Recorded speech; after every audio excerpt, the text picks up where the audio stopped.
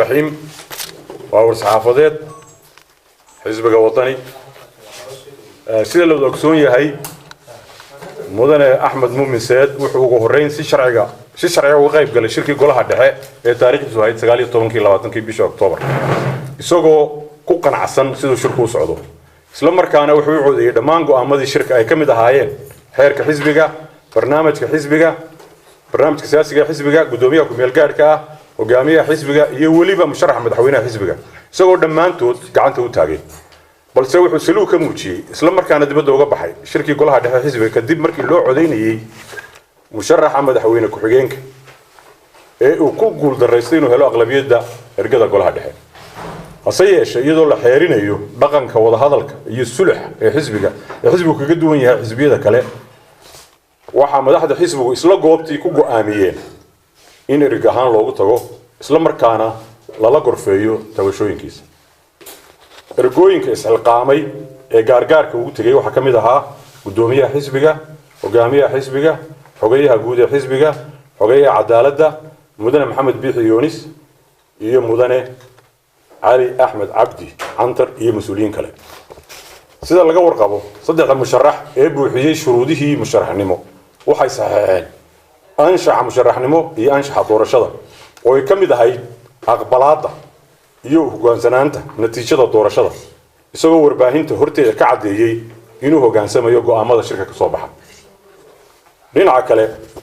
mudane faarax maxamed cabdulle wuxuu si cad ugu gacan sayray inuu la kulmo ergadii sulxa ee kala duwanay markii ay diideen waantii ergada waxa gudoomiyaha xisbigu ka codsaday inay ka soo qayb galaan shirka hoggaanka xisbiga iyadoo loo diray warqad aqoon ogeysiina balse nasiib daro kama soo qaybin shirkaas waxa kale mudane axmed muumin seed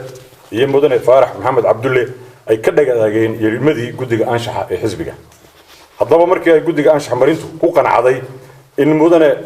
axmed muumin seed ku gafay anshaxa doorashada code of conduct ee hore u saxeexay لما كان يجدد كوكان عضي إن أحمد مؤمن ساد يمدن فارح محمد عبد الله الديدين إرجدي سلحة هاي يرمدي جود جانشة جود جانشة عمركي أي هو بسطي إن يساعد تبين قلب كسجالات فقرات دي سكوبات شنات تطبات سديات دي سجالات حركة حزب وطني وحيجدد وعضاتي إن سأن قبشلهين وهو ليهين في علو وحيلا كوع سمعة ده يبدو شركة حزبك كان سوورج هذا حركة حزبك هذا بقى جود جانشة حمرين تمركي كوكان عضي إن مدن أحمد مؤمن ساد يو مدن فارح محمد عبد الله متيستين ضمان أسبابه لجوا إلها حلك قدومي كحيان ككوباد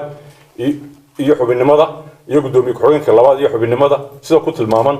قضبك صدنية الضباء فقرات دي سكوباد حرف كباء واحد قدومي حزبه كعد سدين إنه سوى فقسان حيرك حزبه وجود بيو جودك فلنتا حزبه وطني قدوميه يسوق راعي حيرك حزبك wuxuu isugu yeeray guddiga fulinta una gudbiyay soo jeedintii in la anshax mariyo labadaas mas'uul kadib warbixintii guddiga anshax marinta guddiga fulinta dood dheer kadib waxa gacan taag ku ansixiyeen in labadaas mas'uul laga qaado xilkii iyo xubinnimadii xisbiga waxa shirka fadhiyay 43 xubnood oo guddiga fulinta 42 xubnood way u codeeyeen in xilka iyo xubinnimada laga qaado labada mas'uul ee kala ah Axmed Muumin Seed gudoomiye ku-xigeenka koobaad iyo mudane